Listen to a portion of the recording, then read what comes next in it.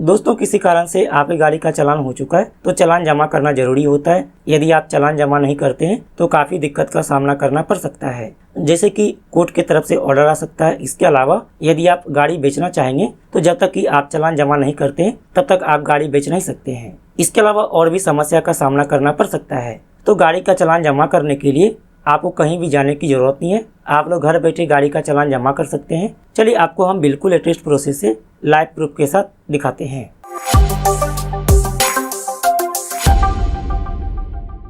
दोस्तों, सबसे पहले हम चालान चेक करेंगे कि हमारे नाम से कोई भी चालान है या फिर नहीं है। इसके बाद आपको हम पेमेंट करने के लिए बताने वाले हैं। तो आप गूगल ओपन कर लेंगे और आप यहाँ पर टाइप कर लेंगे चालान चेक। आप यहाँ पर जैसे ही सर्च करेंगे चालान चेक, यहाँ पर देखिए आ जाएगा चालान डिटेल। आप इस पर क्लिक कर लेंगे। अब यहाँ पर देखिए चालान चेक करने के लिए आ गया। तो आप लोग यहाँ पर 3 तरीका से चालान देख सकते हैं। सबसे पहला यहाँ पर है चालान नंबर। यदि आपके नाम से कोई भी चालान है तो आपके रजिस्टर्ड मोबाइल नंबर पर मैसेज सेंड किया जाता है, उसमें आपको चालान नंबर रहता है लिखा हुआ। तो आप यहाँ पर चालान नंबर फिलअप कर लेंगे। इसके बाद जो भी यहाँ पर कैप्चा दिया गया है इसको आप यहाँ पर फिलअप कर लेंगे। इसके बाद गेट डिटेल पर क्लिक करेंगे। इसके बाद यहाँ पर चालान चेक करने का दूसरा तरीका है व्हीकल नंबर। आप इसको सेलेक्ट करेंगे। अब यहाँ पर देखिए डिटेल फिलअप करने के लिए आ गया। यहाँ पर व्हीकल नंबर, तो जो भी आपके गाड़ी का नंबर है आप यहाँ पर फिलअप कर लेंगे। इसके बाद यहाँ पर चेसिस नंबर, तो आप यहाँ पर अपने गाड़ी का चेसिस नंबर लास्ट का 5 अक्षर फिलअप करेंगे। या फिर आप यहाँ पर इंजन नंबर भी फिलअप कर सकते हैं। तो आप यहाँ पर अपना इंजन नंबर का लास्ट का 5 अक्षर फिलअप कर लेंगे। इसके बाद जो भी यहाँ पर कैप्चा दिया गया है इस कैप्चा को आप यहाँ पर फिलअप कर लेंगे और गेट डिटेल पर क्लिक करेंगे। इसके बाद यहाँ पर चालान डिटेल देखने के लिए तीसरा ऑप्शन दिया गया डीएल नंबर। आप यहाँ पर डीएल नंबर के माध्यम से भी चालान देख सकते हैं। आप डीएल नंबर सेलेक्ट करेंगे।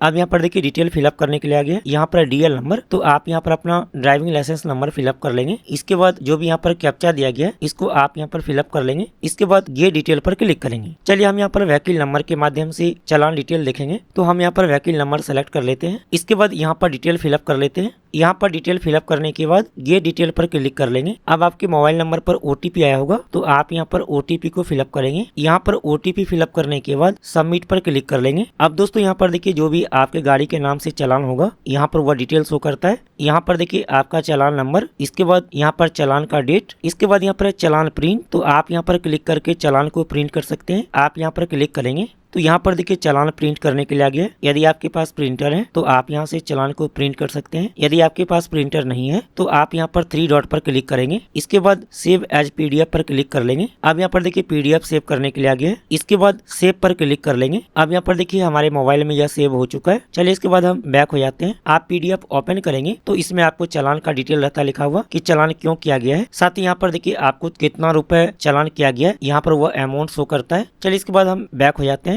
अब दोस्तों यहाँ पर चालान को पे करने के लिए आप यहाँ पर पे नाउ पर क्लिक करेंगे। इसके बाद आप यहाँ पर नेक्स्ट पर क्लिक कर लेंगे। इसके बाद क्लोज पर क्लिक कर लेंगे। अब यहाँ पर देखिए पेमेंट करने के लिए आ गया और यहाँ पर देखिए आपको डिटेल शो करेगा, जैसे कि यहाँ पर आपका नाम, साथ यहाँ पर चालान नंबर, इसके बाद जो डेट में आपको चालान किया गया है यहाँ पर वह डेट का नाम। इसके बाद यहाँ पर देखिए आपको अमाउंट शो करेगा कि कितना रुपए का आपको चालान किया गया है। चलिए इसके बाद आप यहाँ पर प्रोसीड विथ नेट पेमेंट पर क्लिक कर लेंगे। अब यहाँ पर आपको थोड़ा सा वेट करना है। अब यहाँ पर देखिए पेमेंट करने के लिए आ गया है। तो आप यहाँ पर कई तरीके से पेमेंट कर सकते हैं। सबसे पहला तरीका है SBI नेट बैंकिंग। यदि आपका स्टेट बैंक ऑफ इंडिया में अकाउंट है तो आप यहाँ पर SBI नेट बैंकिंग के माध्यम से चालान पेमेंट कर सकते हैं और यहाँ पर देखिए आपको कोई भी चार्ज नहीं लगेगा। यहाँ पर देखिए लिखा है बैंक चार्ज 0। इसके बाद यदि आपका SBI में अकाउंट नहीं है तो आप यहाँ पर अदर बैंक नेट बैंकिंग पर क्लिक करके आप लोग किसी दूसरे बैंक अकाउंट से भी नेट बैंकिंग के माध्यम से चालान पेमेंट कर सकते हैं। लेकिन इसके लिए यहाँ पर देखिए बैंक चार्ज आपको लगेगा 5 रुपए 90 पैसा। इसके बाद यहाँ पर देखिए पेमेंट करने का और भी तरीका है। यदि आपके पास SBI का डेबिट कार्ड यानी कि ATM कार्ड है तो आप यहाँ पर स्टेट बैंक डेबिट कार्ड पर क्लिक करके भी ATM कार्ड के माध्यम से चालान पेमेंट कर सकते हैं। डेबिट कार्ड के माध्यम से पेमेंट करने पर यहाँ पर देखिए आपको कोई भी चार्ज नहीं लगेगा। यदि आपके पास SBI का ATM कार्ड नहीं है, किसी दूसरे बैंक का ATM कार्ड है, तो आप यहाँ पर अदर बैंक डेबिट कार्ड पर क्लिक करके दूसरे बैंक के ATM कार्ड के माध्यम से भी चालान पेमेंट कर सकते हैं। इसके बाद यहाँ पर है क्रेडिट कार्ड। यदि आपके पास क्रेडिट कार्ड है तो आप यहाँ पर क्लिक करके क्रेडिट कार्ड के माध्यम से भी चालान पेमेंट कर सकते हैं, लेकिन इसमें आपको 12 रुपए का चार्ज लगेगा। इसके बाद यहाँ पर देखिए अदर पेमेंट मोड दिया गया है, तो आप यहाँ पर UPI के माध्यम से चालान पेमेंट कर सकते हैं। कोई भी UPI ऐप, गूगल पे, फोन पे, अमेजोन पे, पेटीएम या कोई भी UPI ऐप के माध्यम से चालान पेमेंट कर सकते हैं।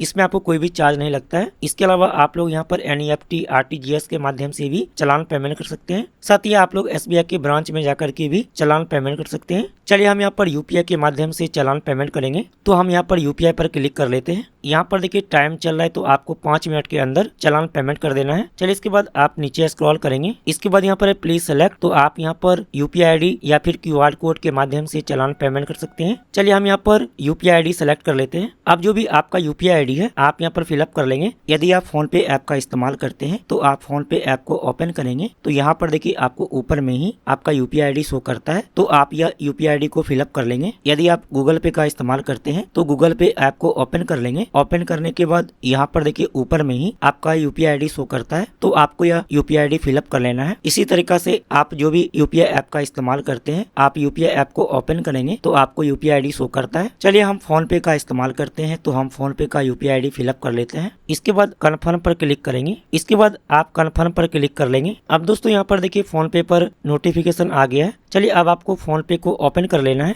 अब यहाँ पर देखिए पेमेंट करने के लिए आ गया है, तो आप यहाँ पर पे नाउ पर क्लिक करेंगे, इसके बाद पे पर क्लिक कर लेंगे। अब यहाँ पर यूपीआई पिन फिलअप कर लेंगे, इसके बाद आप यहाँ पर क्लिक कर लेंगे।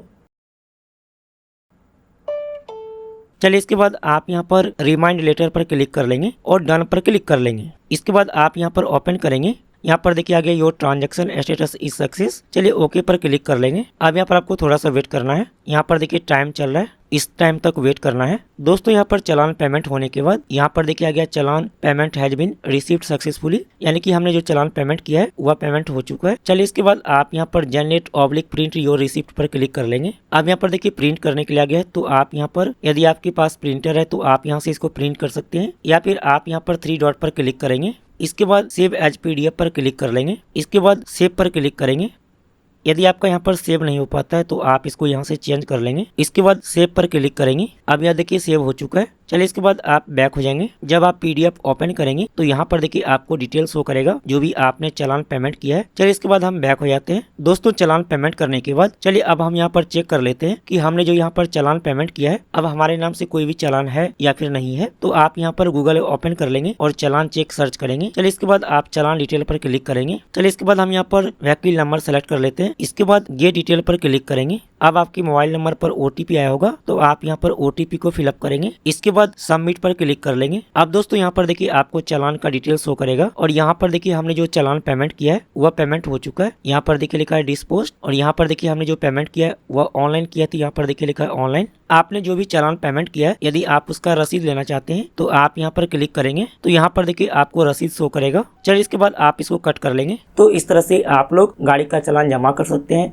मैंने आपको डिटेल में बता दिया है। यदि आपके मन में कोई भी सवाल है तो कमेंट करना मत भूलिए। फिर मिलते अगले वीडियो में, तब तक के लिए बाय, टेक केयर।